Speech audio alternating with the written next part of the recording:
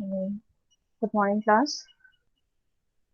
आपका सब्जेक्ट है financial management. ठीक है। इसमें दो वर्ड आपको दिख रहे होंगे, फाइनेंशियल और मैनेजमेंट। ये ऊपर आपके यूनिट वन के सारे टॉपिक्स लिखे हुए हैं, introductory concept of financial management. यानी स्टार्टिंग में हम लोग स्टार्ट कर रहे हैं कि फाइनेंशियल मैनेजमेंट क्या होता है, इसको समझने से। ठीक है। तो आप आपको इसमें दो वर्ड्स दिख रहे होंगे, फाइनेंशियल और मैनेजमेंट। मैनेजमेंट अभी तक हम लोगों ने पढ़ा ही है कि प्लानिंग, ऑर्गेनाइजिंग, कंट्रोलिंग, डायरेक्टिंग, ये सारे जो एक्टिविटीज होती हैं ये मैनेजमेंट का पार्ट होते हैं। ठीक है। अब इसमें जो पहला वर्ड है वो दिया हुआ है फाइनेंशियल। मींस मनी रिलेटेड जितनी भी एक्टिविटीज हैं उनको हम प्रॉपरली मैनेजमेंट के प्रोसेस के थ्रू मैनेज करते हैं। ठीक है। या मैनेजमेंट की एक्टिविटीज के थ्रू मैनेज करते हैं। जैसे मैनेजमेंट का पहला प्रोसेस हुआ, स्टेप हुआ प्लानिंग। तो हम फाइनेंस की प्लानिंग करते हैं, कहाँ से हम फाइनेंस को एक्वायर करेंगे, कहाँ पर से हमारे पास मनी आएगा। ठीक है। कहाँ पर हमें उसे इन्वेस्ट करना है, किस किस डिपार्टमेंट में कितना कितना इन्वेस्ट करना है। जैसे अभी आप देख रहे होगे ना, कोविड के सिचुएशन में चल रहा है, तो लोगों की प्रायोरिटी क्या हो गई है अभी, हॉस्पिटल्स, बेड्स, ऑक्सीजन, मेडिसिन। तो अभी हमारे जो स्कोप है वो इधर चला गया, यानी अभी हम जितना भी अपना फाइनेंस का प्लान कर रहे हैं वो हम इस तरीके से प्लान कर रहे हैं।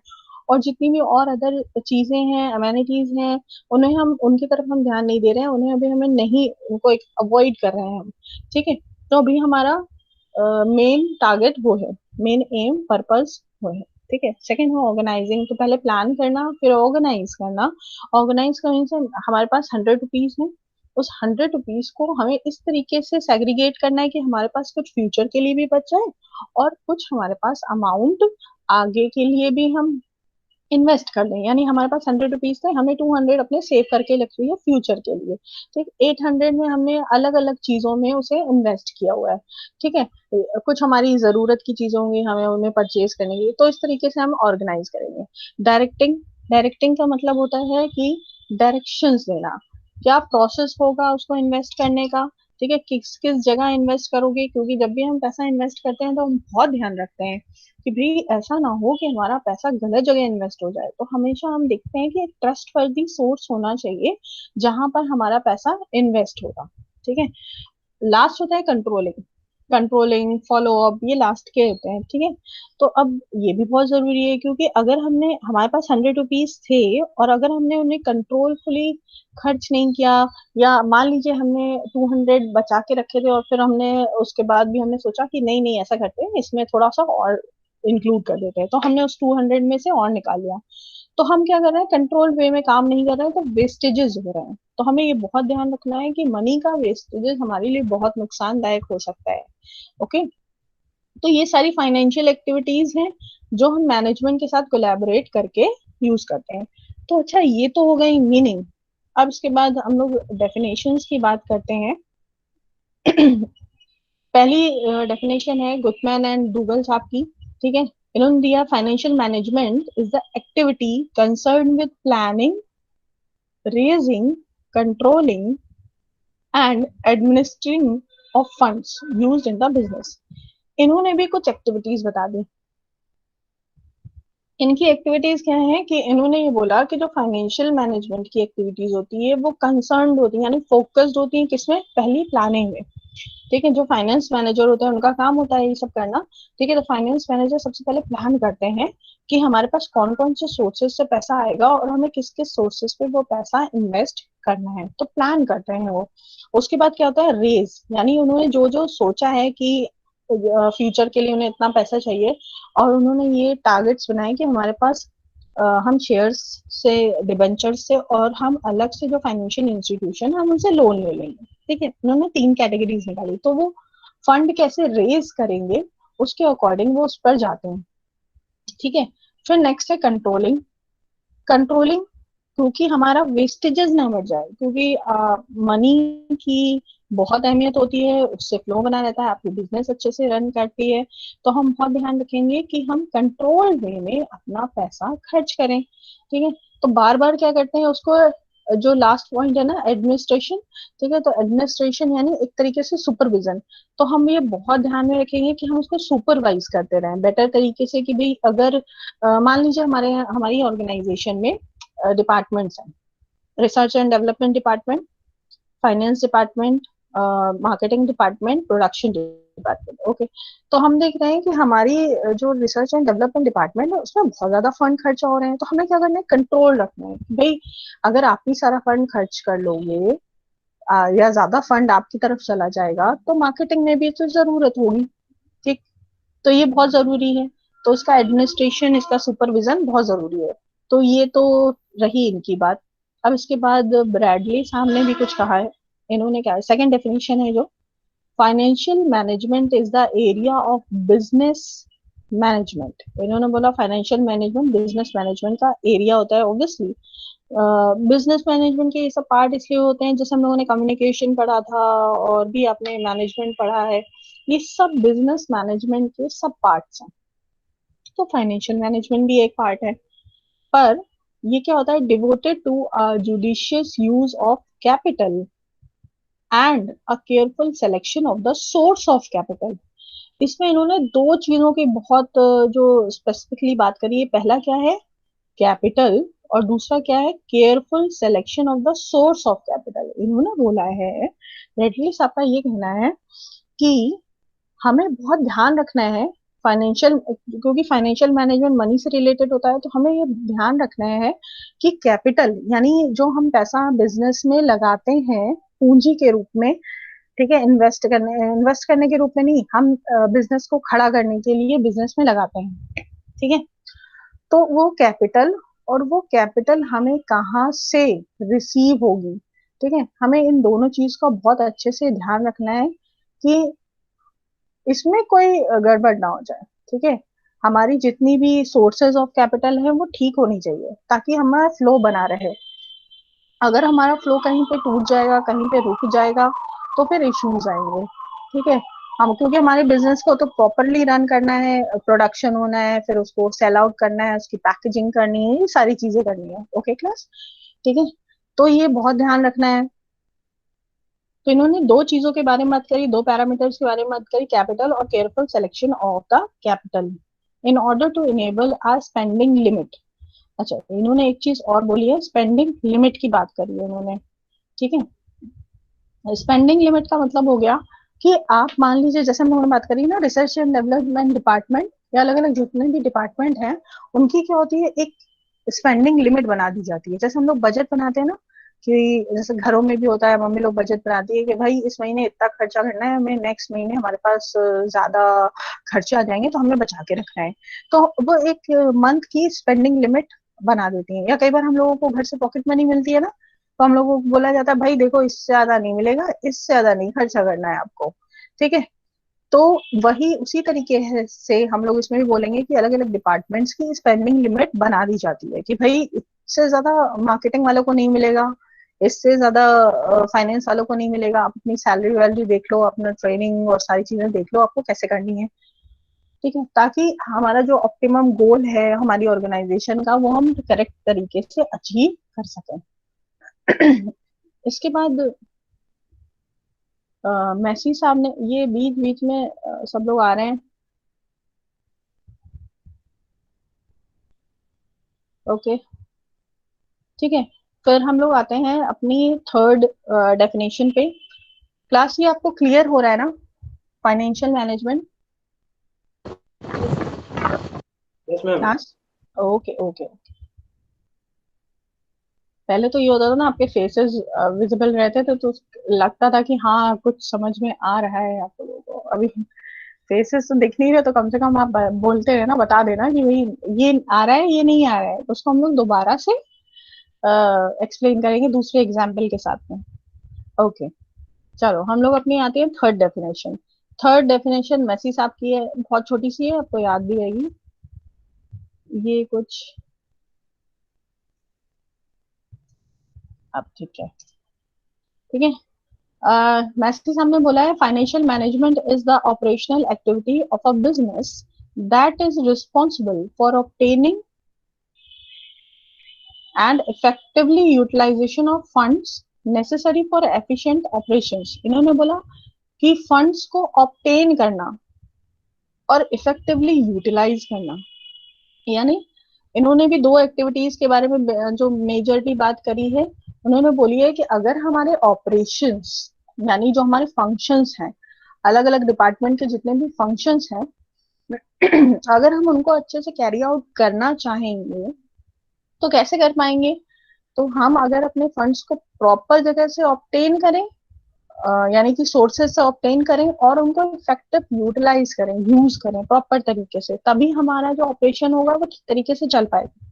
ठीक है, जैसे हम लोग एग्जाम्पल लेते हैं, जैसे हम लोग बात करते हैं ना कि नोकिया कंपनी या ऐसे बहुत सारी कंपनीज हैं जो पहले एक टाइम था बहुत बूम पे थे। ये वीडियोकॉन के टीवीज आते थे बजूका करके, या और भी बहुत, अगर आप देखोगे। ठीक है, तो ये क्या था, इन्होंने प्रॉपर ऑपरेशंस, प्रॉपर फंक्शंस नहीं किए होंगे, या अपने फंड्स का यूटिलाइजेशन ठीक तरीके से नहीं किया सही जगह पर। अगर ये सही जगह पर करते तो आज ये इनको इतनी बड़ी प्रॉब्लम ना हो रही होती। ठीक है, कि वो मार्केट से पूरे के पूरे बाहर हो गए, अब उनको दोबारा मार्केट में जगह बनाने के लिए बहुत एफर्ट्स करने पड़ते हैं। ठीक है, तो मैसी साहब का यही कहना है कि आप फंड्स को ऑब्टेन करिए और सही जगह से ऑब्टेन करिए, और ऑब्टेन करने के बाद आप उसको प्रॉपर तरीके से यूज करिए। यानी जैसे हम लोगों ने अभी ऊपर भी एग्जांपल पढ़ा था, बात करी थी हम लोगों ने कि अगर हमारे पास 100 रुपीज हैं तो हम उनको फ्यूचर के लिए भी बचा के रखें, और जो करंट में हमारे जो ऑपरेशन चल रहे हैं, जो हमारे प्रोजेक्ट्स चल रहे हैं, हम उनमें भी इन्वेस्ट करें। ओके, ठीक है, तो यहाँ तक तो बात हो गई फाइनेंशियल मैनेजमेंट की। अब हम आते हैं कि स्कोप और oblique elements of financial management. वैसे तो हम लोग जब भी बात करते हैं ना, स्कोप और जो एलिमेंट्स होते हैं अलग अलग हो जाते हैं बहुत सारी चीजों में। अगर हम लोग स्कोप की बात करेंगे तो वहां पर स्कोप अलग हो जाता है और एलिमेंट्स अलग हो जाते हैं। ठीक है, लेकिन फाइनेंशियल मैनेजमेंट में उसके जो पार्ट्स है वही उसका स्कोप है, यानी स्कोप का मतलब वही उसका दायरा है, वहीं पर उसको यूटिलाइज करना है। ठीक है, तो हम लोग यहाँ पे बात करते हैं फाइनेंशियल मैनेजमेंट के तीन एलिमेंट्स है। पहला है, इसका डायग्राम है, जो डायग्राम की तरफ आ जाते हैं। ओके, ये डायग्राम आ गया। ठीक है, तो यहाँ पर आप देख रहे होंगे ना, 3 पॉइंट है, फाइनेंशियल डिसीजन, इन्वेस्टमेंट डिसीजन, और तीसरा है डिविडेंड डिसीजन।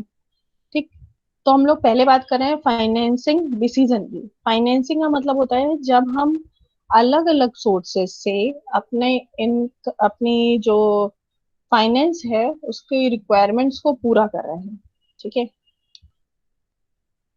ये यहाँ पे लिखा हुआ है, investment decision includes investment in a fixed assets called as capital budgeting. Investment in current assets are also a part of investment decision called as working capital decision. ठीक है, तो सबसे पहले हम क्या कर रहे हैं कि हम एक्वायर कर रहे हैं अमाउंट, जो भी हमने एक्वायर किया उसको हम क्या कर रहे हैं, सही जगह पे इन्वेस्ट कर रहे हैं।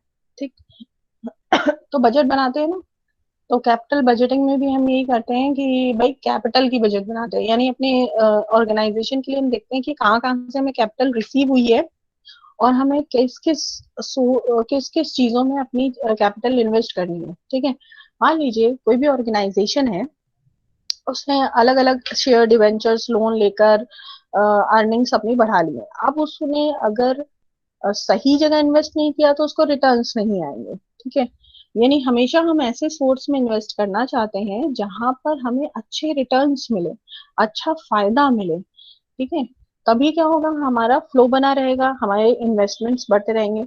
और हम इस काम को रोकते नहीं है, हम हर साल नए नए जगहें ढूंढते हैं, नई नई अपॉर्चुनिटीज ढूंढते हैं, नए नए प्रोजेक्ट्स ढूंढते हैं जहां पर हम इन्वेस्ट करें और जहां से हमें बेटर रिटर्न्स मिल सके।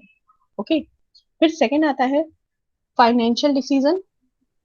फाइनेंशियल डिसीजन में हो जाता है, सोर्सेस की बात करते हैं, जो हम लोगों ने नीचे भी डायग्राम में बात करी थी कि हम अलग अलग सोर्सेस को एक्वायर करते हैं, और उन सोर्सेस, इसमें ये 2-3 पॉइंट दिए हुए हैं।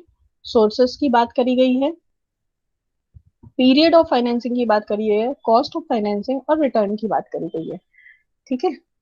तो यहाँ पर बात करिए टाइप्स ऑफ सोर्स, यानी हमें ये ध्यान रखना है कि कौन कौन से टाइप्स हैं जहां से हम अपना जो फाइनेंस है उसे एक्वायर कर सकते हैं। और पीरियड ऑफ फाइनेंसिंग का मतलब यहाँ पे ऐसा हो सकता है, जैसे कोल्ड ड्रिंक बनाने वाली कंपनी, तो कोल्ड ड्रिंक बनाने वाली कंपनी के लिए जो पीरियड ऑफ फाइनेंसिंग, यानी वो जब एक्वायर करेगी, यानी जो सोर्सेज ढूंढेगी, वो कब ढूंढना स्टार्ट कर देगी, वो समर्स में तो उनकी प्रोडक्शन और सारी चीजें मार्केटिंग होना शुरू हो जाती है, तो वो समर्स से पहले करते हैं।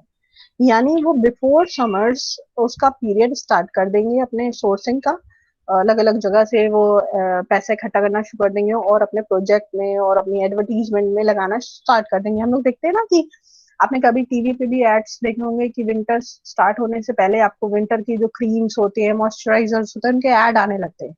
ठीक है, यानी वो और पहले से स्टार्ट करते होंगे, क्योंकि हमें उससे पहले तो ऐड ही दिखने लगते हैं, तो इट मीन्स की वो ऐड, और उस एड में जो पैसा लगा होगा वो और पहले लगा होगा और प्री और लगा होगा। ठीक है।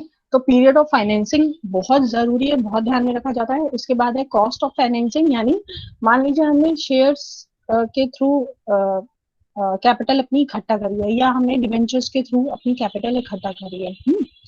तो शेयर्स जब भी हम शेयर्स के थ्रू करते हैं तो हमें याद रखना पड़ेगा कि शेयर्स में क्या होता है, जितने ज्यादा हम शेयर्स देंगे उतने ज्यादा लोगों की जो हिस्सेदारी है हमारी कंपनी में बढ़ जाएगी, और हमें उस पे अगर हमें प्रॉफिट होगा तो हमें डिविडेंड्स भी देने पड़ेंगे। ठीक है, dividend is a part of profit. ठीक। तो हमें ये भी ध्यान रखना है कि अगर हमने डिबेंचर्स इशू कर दिए, तो डिबेंचर्स क्या होते हैं, काइंड ऑफ लोन होते हैं, बस छोटे छोटे पार्ट में होते हैं। तो हमने ये देखा कि अगर हमने बहुत सारे डिबेंचर्स इशू कर दिए तो क्या हो गया कि हमने तो लोगों से बहुत सारा लोन ले लिया। अब लोन क्या होता है, लोन पे हमें एक सर्टेन रेट ऑफ इंटरेस्ट देना ही देना होता है। तो हमें ये देखना पड़ेगा भाई, डिबेंचर्स हमें कितने कॉस्टली पड़ रहे हैं हमारे लिए, क्या फाइनेंशियल इंस्टीट्यूशन से लोन लेना सस्ता है।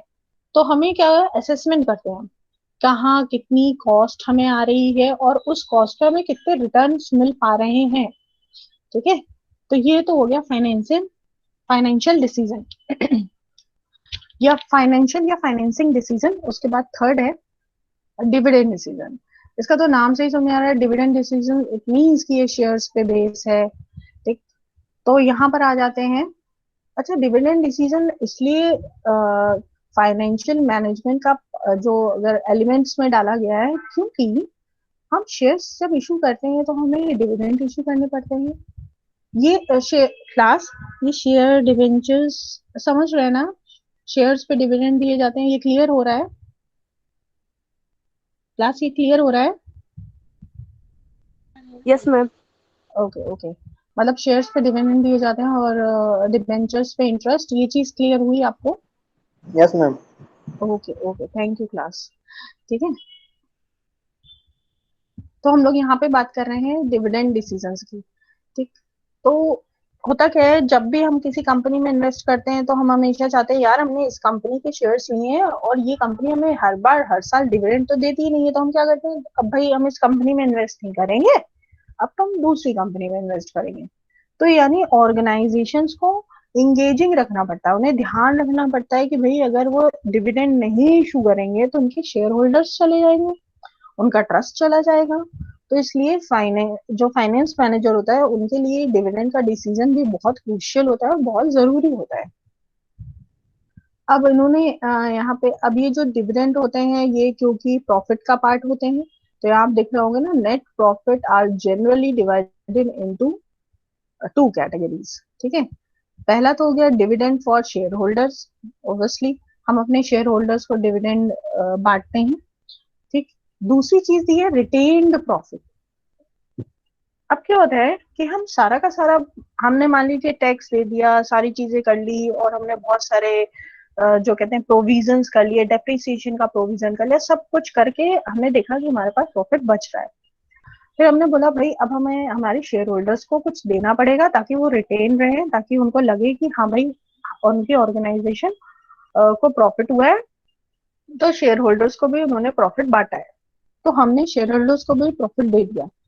उसके साथ ही हम क्या करते हैं, कुछ प्रॉफिट का पार्ट रोक के रखते हैं। रिटेन्ड जिसको बोलता है प्रॉफिट, ठीक है, रोक के रखते हैं। ये क्यों रोका जाता है? ताकि फ्यूचर में मान लीजिए हम अपनी नई और नई ब्रांच डालना चाह रहे हो, या फ्यूचर में हम कोई नया प्रोजेक्ट करना चाह रहे हो, या मान लीजिए हमारी कंपनी अभी प्रोडक्शन नहीं करती है और असेंबलिंग में काम चला लेती है, ठीक है, असेंबलिंग करके या वेंचर्स करके काम करती है, तो हमारी कंपनी को प्रोडक्शन यूनिट डालना है या रिसर्च एंड डेवलपमेंट यूनिट डालना है, या कोई भी फंक्शन हम सिलेक्ट कर सकते हैं और हम ये दिखा सकते हैं कि हमने ये रिटेन अर्निंग अपने इस चीज के लिए, इस पर्पज के लिए फाइनलाइज करी है। जैसे होता है ना कि हमने बोला कि भाई ऐसा है, जो हमारे एम्प्लॉयज रहते हैं वो बहुत दूर से आते हैं बार बार और उनको बहुत प्रॉब्लम होती है, तो हमने बोला कि भाई हम यहीं पे ही उनके लिए रेजिडेंशियल एक अपार्टमेंट बना देंगे जिसमें सारे एम्प्लॉयज जो काफी दूर से आते हैं उनको आराम से यहाँ पे रहने के लिए मिल जाए। तो हम किसी भी चीज के लिए अपना रिटेन प्रॉफिट रोक के रखेंगे, मतलब लेकिन हमारा ऑब्जेक्टिव वही होता है कि हमें उससे बेनिफिट्स मिले। ओके, अब हम लोग आगे आते हैं। ये इसी का डायग्राम है क्लास। ऑब्जेक्टिव्स की बात करते हैं, ठीक है। ऑब्जेक्टिव्स ऑफ फाइनेंशियल मैनेजमेंट, वो सारे जो ऊपर थे वो स्कोप था, यानी फाइनेंशियल मैनेजमेंट को कौन कौन सी चीजों में यूज किया जाएगा। तो पहला था डिविडेंड डिसीजन, फाइनेंशियल था, और इन्वेस्टमेंट था, यानी इन्वेस्टमेंट, फाइनेंशियल और डिविडेंड। ये स्कोप था, यानी फाइनेंशियल मैनेजमेंट का कहाँ कहाँ अलग अलग किस किस जगह पे यूज होगा, और यही फाइनेंशियल मैनेजमेंट के पार्ट थे, यानी इन्हीं तीनों से फाइनेंशियल मैनेजमेंट बनता है। ओके, अब हम लोग आते हैं ऑब्जेक्टिव्स ऑफ फाइनेंशियल मैनेजमेंट, ठीक है। यानी अल्टीमेटली फाइनेंशियल मैनेजमेंट का एम क्या है भाई, हमें ये अलग से ये सब्जेक्ट क्यों पढ़ना पड़ रहा है बिजनेस में, या हमें इस सब्जेक्ट की इंफॉर्मेशन क्यों होनी चाहिए, ठीक। तो हम लोग उसी पर बात करते हैं। ये 5 पॉइंट्स हैं। पहला है to ensure regular and adequate supply of funds to the concern का मतलब यहाँ पर हो जाएगा कोई भी ऑर्गेनाइजेशन, कोई भी कंपनी, एंटरप्राइज, कुछ भी कंसर्न, ठीक है, किस चीज के लिए आप फंड्स का यूज कर रहे हैं, ठीक है। तो पहला है टू एंश्योर रेगुलर, 2 पॉइंट्स है, रेगुलर और एडिक्वेट, ठीक। हम मान लीजिए कोई भी बिजनेस कर रहे हैं और हमने बिजनेस बहुत सारा पूंजी लगा के हमने अपना बिजनेस खड़ा किया और स्टार्ट किया, ठीक है।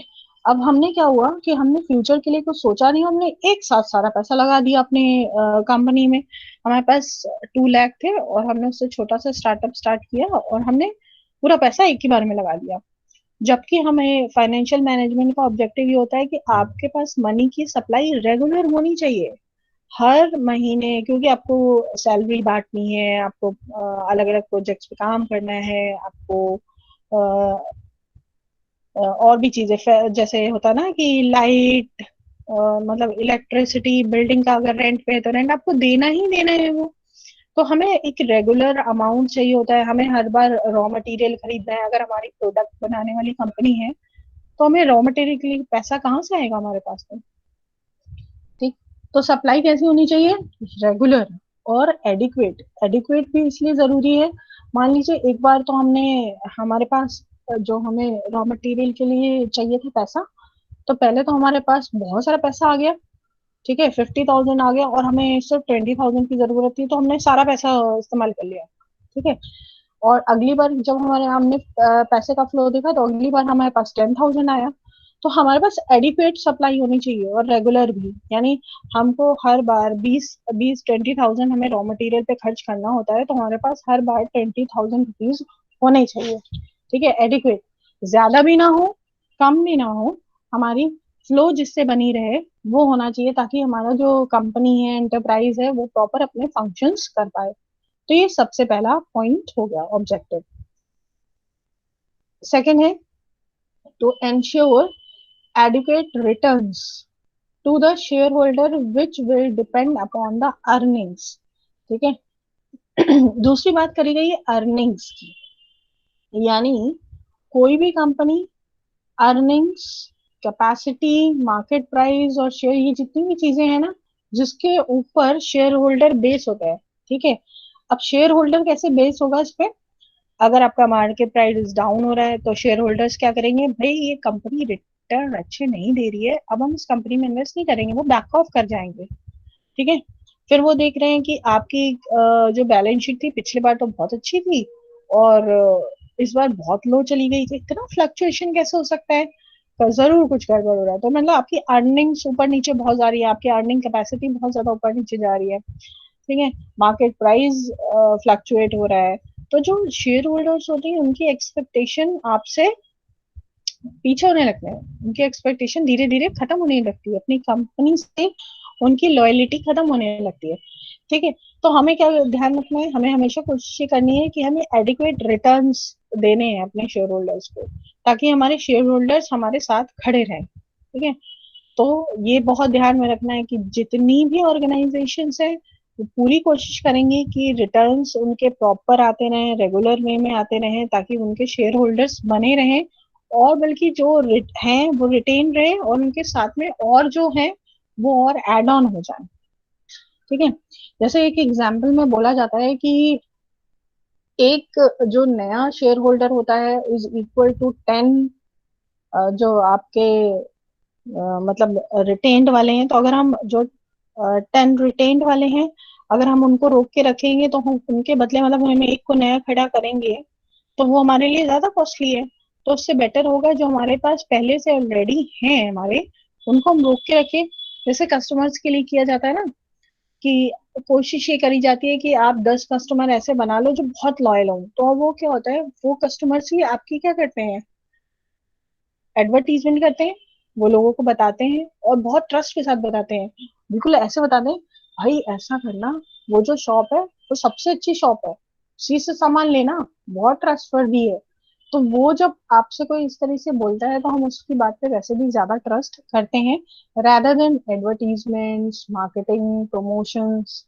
ठीक है, तो ये बहुत जरूरी होता है कि हमारे शेयर होल्डर्स हमारे ही शेयर होल्डर्स बने रहे। तो उसके लिए जरूरी होगी अर्निंग कैपेसिटी हमारी बनी रहे, मार्केट प्राइस हमारे शेयर का बना रहे। उसके बाद थर्ड हम लोग पॉइंट पे आते हैं, to ensure optimum fund utilisation. once the funds are procured they should be utilized in maximum possible way at least cost। ठीक है, जैसे अभी करंट सिचुएशन में क्या हो रहा है, हम लोग जो रिसोर्सेज है हमारे पास में हम उनका क्या कर रहे हैं, ज्यादा से ज्यादा यूटिलाइजेशन कर रहे हैं। ठीक है, कोविड का पीरियड चल रहा है तो हम लोग सब लोग पूरी कोशिश कर रहे हैं कि भाई कम से कम फैसिलिटीज में हम ज्यादा से ज्यादा चीजें आपको प्रोवाइड करा सकें। जैसे टीचिंग के लिए फिजिकल जो आप पहले कॉलेजेस जाते थे, ये सारी चीजें बंद हैं।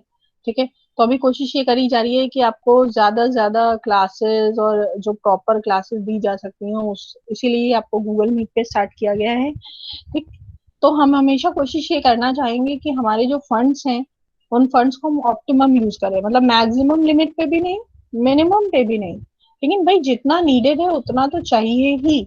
तो हम उन फंड्स का यूटिलाइजेशन करना चाहते हैं ऑप्टिमम। ठीक है, और जो फंड को एक्वायर करने में जो कॉस्ट लगती है हम हमेशा उसे कम करना चाहते हैं।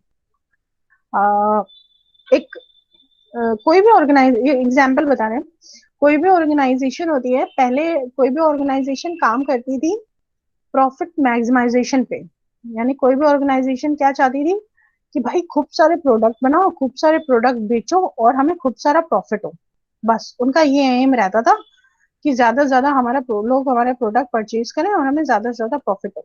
ठीक, फिर जैसे जैसे सिनारियो चेंज हुआ ना, वैसे वैसे अब क्या हो गया है, अब जो कंपनीज हैं वो कॉस्ट मिनिमाइजेशन पे फोकस हो गई है। आपने देखा होगा कोविड के टाइम में भी लोगों ने कॉस्ट कटिंग करने के लिए लोगों की जॉब छूट गई है, या उन्होंने और भी बहुत तरीके निकाले। जो एक्सेस मनी था कि आप इन्वेस्ट कर देते थे, खर्च कर देते थे, तो वो आपने कहीं कहीं जहां से मिनिमम में काम चलता हो हमने वैसे रिसोर्सेज देखे। तो हमने क्या किया, हमारा ओरिएंटेशन प्रॉफिट मैक्सिमाइजेशन के साथ साथ क्या हो गया, कॉस्ट मिनिमाइजेशन। क्योंकि कंपनीज ने ये देखा कि अगर हम अपनी कॉस्ट को कंट्रोल कर लेते हैं तो भी हमारा प्रॉफिट बढ़ रहा है, तो उन्होंने कहा भाई ये तो ठीक है कि अगर हम अपनी कॉस्ट कम करें तो हमारा प्रॉफिट बढ़ जाएगा। ठीक। तो इसीलिए कॉस्ट पे जब भी हम फंड्स एक्वायर कर रहे हैं, वो फंड्स कैसे एक्वायर कर रहे हैं और उस फंड्स को एक्वायर करने में हमें कितनी कॉस्ट लग रही है, हम हमेशा कोशिश करेंगे कि कम से कम कॉस्ट लगे। ओके। फिर यहाँ पर आते हैं हम लोग फोर्थ पॉइंट पे। फोर्थ पॉइंट दिया हुआ है, to ensure safety on investment, that is, funds should be invested in safe ventures so that adequate rate of return can be achieved। ठीक है। अच्छा, ये बहुत जरूरी है। जैसे होता है ना कि हम अब सेफ्टी को ध्यान में रखते हैं, चीप एंड बेस्ट का जो बना हुआ है ना, कि सस्ता तो होना चाहिए लेकिन बेस्ट भी चाहिए हमें। ठीक। तो अभी यहाँ पे क्या है कि हमें सेफ्टी बहुत ध्यान रखनी है। जैसे मान लीजिए आप लोगों ने अगर यहाँ पर यूनिवर्सिटी में अपने कोर्स के लिए अप्लाई किया, तो आपने देखा ना कि आपने बोला कि भाई ये तो यूनिवर्सिटी है, ट्रस्ट वर्दी है, यहाँ तो आराम से जितनी भी फीस लग रही है दी जा सकती है। इसके अलावा अगर हम किसी और ऑर्गेनाइजेशन में जाते हैं तो पहले हम उस ऑर्गेनाइजेशन के बारे में हर एक चीज, पहले सारे पैरामीटर्स पता करते हैं कि भाई ये कैसे चलता है, यहाँ पर क्या चीज होती है, या ट्रस्ट हमारा कैसे बनता है। गवर्नमेंट की जो मशीनरी होती है, गवर्नमेंट की जो चीजें होती हैं, गवर्नमेंट के जो इंस्टीट्यूशंस होते हैं, मेरा ट्रस्ट उन पे भी बनेगा। ठीक है। तो हम जब भी अपना इन्वेस्टमेंट्स कर रहे हो तो हम हमेशा ध्यान रखते हैं कि हमने इन्वेस्टमेंट सही ऑर्गेनाइजेशन में किया है या नहीं। तो हम लोग बहुत बार एग्जाम्पल्स में और न्यूज में बहुत बार सुनते भी रहते हैं ना कि भाई लोगों ने इस कंपनी में इन्वेस्ट किया था और वो कंपनी बैंकरप्ट हो गई, लोगों ने इस कंपनी में इन्वेस्ट किया था और वो कंपनी फ्रॉड थी। ठीक। तो हमें बहुत सारी चीजें देखनी पड़ती हैं कि हमारा इन्वेस्टमेंट सही चीजों में हो और सेफ हो।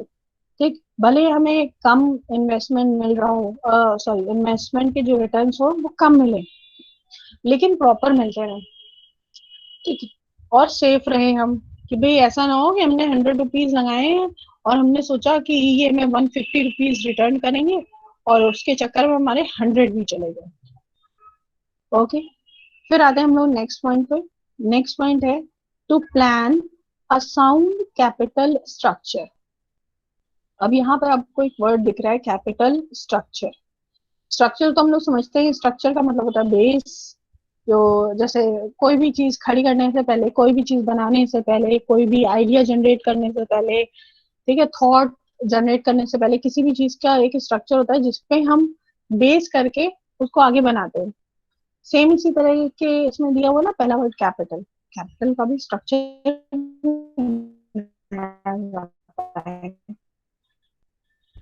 आप कैपिटल का स्ट्रक्चर कैसे बनाए, ये अलग से आगे शायद टॉपिक भी होगा आपका इसी यूनिट में, आगे इस यूनिट में, आगे और भी यूनिट्स में। तो हमें कैपिटल स्ट्रक्चर अपना बनाने के लिए हमें ये देखना होता है कि हम जितने भी हम जो हमारी कैपिटल है, जो हमारी पूंजी है, वो हमने अपने कैसे एक्वायर करी। हमने सारे के सारे डिबेंचर्स इशू करनी है, या हमने क्या किया है, सारी की सारी इक्विटीज इशू करनी है। क्योंकि अगर हम बहुत ज्यादा इक्विटीज इशू कर देंगे तो हमारे ऊपर बर्डन बढ़ जाएगा, हमको प्रॉफिट में से हमको देना ही पड़ेगा, शेयर्स देने, शेयर होल्डर्स को हमें प्रॉफिट का पार्ट देना पड़ेगा, हमें डिविडेंड्स देने पड़ रहे हैं, और अगर नहीं देंगे तो हमारा उनका शेयर होल्डर्स का ट्रस्ट हम पे से जा रहा है। और दूसरी चीज है, अगर मैं बहुत ज्यादा, हमने कहा भाई ये ऐसा है, इक्विटी नहीं इशू करेंगे हम लोग डेट इशू करेंगे। ठीक है। तो हर बार क्या करते हैं कि हम ये देख लेते हैं कि भाई अगर हमने डिबेंचर्स इशू कर दिए तो हमें इंटरेस्ट तो देना ही देना है, भले हमें प्रॉफिट अर्न हो या हमें प्रॉफिट अर्न ना हो, लेकिन ये तो हमारी कॉस्ट है। यानी डिबेंचर होल्डर्स को हमें इंटरेस्ट देना ही है। जैसे हमें लोन लेते हैं किसी भी ऑर्गेनाइजेशन से, बैंक से मान लीजिए, तो हमें क्या देना होता है, इंटरेस्ट देना होता है। सेम इसी तरीके डिवेंचर्स में भी होता है, डिवेंचर्स होल्डर्स को, कंपनी को देना पड़ता है इंटरेस्ट। तो ये बहुत ध्यान रखना पड़ता है कोई भी ऑर्गेनाइजेशन को कि भाई हम कितने डिवेंचर्स इशू करें, कितनी इक्विटी इशू करें कि हमारा स्ट्रक्चर बैलेंस बना रहे। और तो होता क्या है, ये जो डिवेंचर्स और इक्विटी का एक कॉम्बिनेशन तैयार किया जाता है। ये कॉम्बिनेशन बेस होता है प्रोजेक्ट्स पे। अलग अलग प्रोजेक्ट्स निकाले जाते हैं और उस पे ये देखा जाता है कि भाई इस प्रोजेक्ट के लिए हमें कितना पैसा चाहिए और उस पैसे को हम कैसे एक्वायर करेंगे, कितने डिबेंचर्स लेंगे, कितनी इक्विटी कैपिटल हम लेंगे। ठीक है, तो ये बैलेंस बनाना बहुत जरूरी होता है। तो ये यहाँ पर हम लोगों ने सारे ऑब्जेक्टिव्स पढ़ लिए। सारे ऑब्जेक्टिव क्लियर है क्लास? क्लास कोई कोई पॉइंट ऐसा क्लास जो ना क्लियर हो रहा हो? क्लास कोई भी एक लोग क्लियर हो गया नहीं? आंसर कर सकते हैं। सारे पॉइंट्स क्लियर हो रहे हैं, कोई भी ऐसा तो है नहीं जो ना समझ में यस आ रहा मैम, सारे क्लियर। हो? ओके। ओके बेटा, ओके। ओके, तो हम लोग आगे अपनी जो आगे स्टार्ट करेंगे वो नेक्स्ट क्लास में पढ़ेंगे, क्योंकि अगर हम लोग ये टॉपिक स्टार्ट करेंगे तो वो फिनिश नहीं हो पाएगा इस क्लास में। तो हम लोग ये यहीं तक रखते हैं, ऑब्जेक्टिव्स ऑफ फाइनेंशियल मैनेजमेंट। और हम लोगों ने स्कोप एलिमेंट्स पढ़ लिए हैं, मीनिंग डेफिनेशन हो गई है। प्लस आपको नोट्स, ये यूनिट वन के नोट्स हम आपको दे देंगे जब यूनिट वन कंप्लीट हो जाएगा। Okay class? क्लास ओके, आप सब थैंक यू मैम। लोग, हाँ थैंक यू क्लास। क्लास आप सब लोग एक काम करिए, आप लोग सब लोग चैट बॉक्स में अपनी अटेंडेंस दे दीजिए, वो सेव हो जाएगी।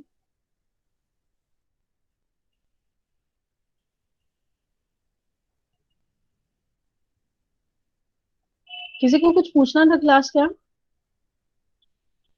सब लोग अपनी अटेंडेंस दे दीजिए, एक ही बार अपना चैट बॉक्स में अपनी अटेंडेंस दीजिएगा।